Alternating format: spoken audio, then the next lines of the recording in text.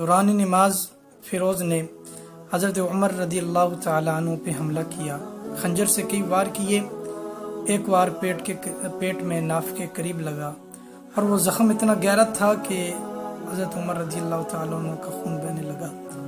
حضرت عمر نے اپنے ہاتھ سے عبد الرحمن بن عوف رضی اللہ تعالیٰ عنہ کا ہاتھ پکڑ کے انہیں مصلی پہ کھڑا کیا اور خود مصلی کے قریب گر گئے، اور عبد الرحمن بن عوف رضی اللہ تعالیٰ عنہ نے آگے قرات مکمل کی، نماز مکمل کی۔ حضرت عمر مصلی کے ساتھ گرے پڑے ہیں، کوشش کرتے ہیں اٹھ کے نماز مکمل کرنے کی، لیکن اٹھ نہیں سکتے، خون اتنا نکل چکا کہ اٹھنے کی طاقت باقی نہیں۔ کوشش کرتے ہیں کہ نماز مکمل کروں، لیکن اٹھ نہیں سکتے۔ وہ عمر کہ جسے دیکھ کے کفر لڑزتا تھا، وہ آج گرے پڑے ہیں، اٹھ کے نماز مکمل کرنے کی طاقت باقی نہیں، اس قدر خون نکل چکا تھا۔ میں جب یہ پڑھتا ہوں کہ اس سے کفر لڑزتا تھا تو کہتا ہوں آدھی دنیا کا حکمران تھا۔ میں جب یہ پڑھتا ہوں کہ اسے دیکھ کے شیطان راستہ چھوڑ دیا کرتا تھا تو کہتا ہوں وہ آدھی دنیا کا حکمران تھا۔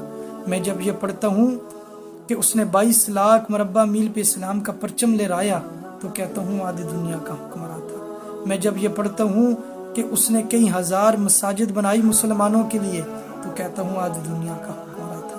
میں جب یہ پڑھتا ہوں اس نے مسلمانوں کی حفاظت کے لیے فوج کا محکمہ بنایا تو کہتا ہوں آدھی دنیا کا حکمران تھا۔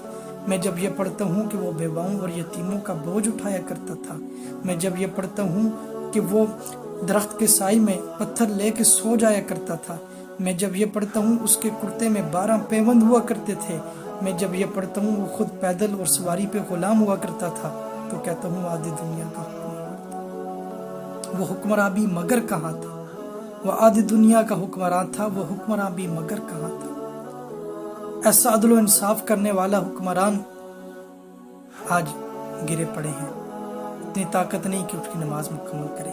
صحابہ اکرام نے نماز مکمل کی، فیروز نے بھاگنے کی کوشش کی اور ساتھیوں کو بھی زخمی کیا، آخر میں خود پہ حملہ کیا، خودکشی کی، اپنے آپ کو بھی ہلاک کیا، اپنی جان لے لی، غرق ہو گیا، مردار ہو گیا۔ حضرت عمر کو جب اٹھا کے گھر لے گئے، طبیب نے جب دودھ کے ساتھ دوائی پلائی تو وہ زخم کے راستے باہر آ گئی، دودھ بھی باہر آ گیا، سمجھ گئے یہ زخم ٹھیک ہونے والا نہیں ہے۔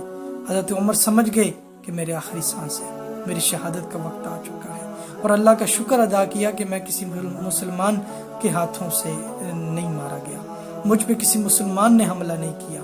اللہ کا شکر ہے کہ مجھ پہ حملے کرنے والا غیر مسلم تھا، کافر تھا، مرتد تھا۔ حضرت عمر رضی اللہ تعالیٰ عنہ 1 محرم بروز ہفتے کو شہادت ہوئی۔ 1 محرم کو حضرت عمر رضی اللہ تعالیٰ عنہ نے اس فانی دنیا کو چھوڑا، آنکھیں بند کر لی۔ صہیب رضی اللہ تعالیٰ عنہ نے نماز جنازہ پڑھائی۔ حضرت عبد الرحمن، حضرت علی، حضرت عثمان، حضرت طلحہ، سعد بن ابی وقاص اور عبد الرحمن بن عوف رضی اللہ تعالیٰ عنہ نے اپنے ہاتھوں سے امیر المؤمنین حضرت عمر کو قبر کے اندر اتارا۔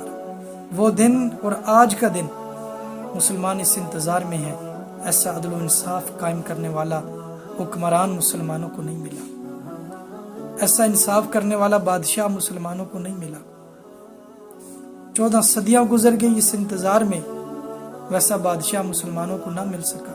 شاید کوئی ماں، ایسی ماں اس دنیا میں نہیں آئی کہ جو عمر جیسے بہادر کو جنم دیتی۔